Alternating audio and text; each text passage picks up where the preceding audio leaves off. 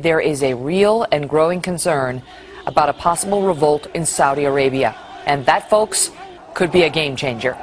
The longtime U.S. ally is responsible for over 11% of the world's oil production and a big protector of Western interests in the Middle East. Fox News contributor Charles Krauthammer with this rather scary warning about the potential fallout of a major uprising there. The big one is March 11th. There's a Facebook call in Saudi Arabia for a day of rage all over Saudi Arabia on March 11th. Now, the Saudis have really good intelligence. They are tough, they're ruthless, and they're effective. There isn't a lot of anti-government activity in Saudi Arabia. If, however, for example, in the eastern provinces, which are Shiite, you get major eruptions on March 11th, all hell is breaking loose. Joining me now, John Bolton, former U.S. ambassador to the United Nations. Ambassador, thanks for being here. That's a scary warning, and he's talking about a date that is right around the corner, March 11th. What do you make of it? Well, I think there's reason to be concerned, particularly because of the demonstrations going on in Bahrain, an island just off the Saudi coast, where you have a population that's 70% Shiite protesting against the rulers, the monarchy that's Sunni.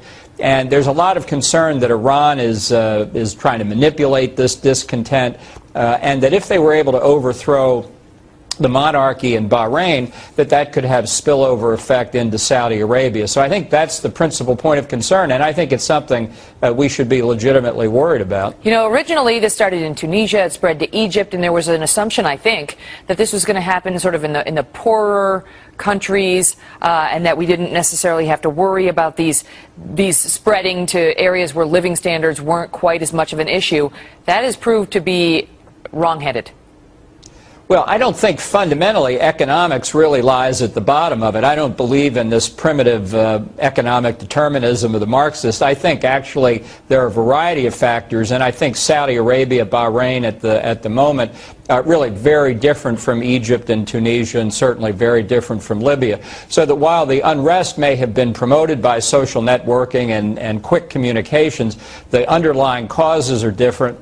And the consequences could be very different as well. You know, as we look forward to this, look ahead, I should say, to this March 11th date in Saudi Arabia, and Americans get a little nervous, when you see uprisings there in that country.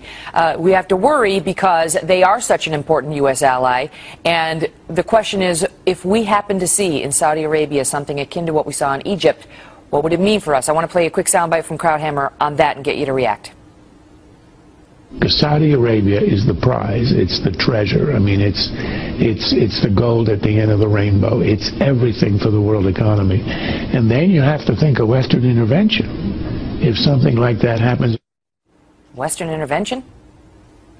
Well, I think we've been concerned about the stability of oil flows out of the Persian Gulf for the last 20 years, and for good reason, because in this case it's not just the Saudis.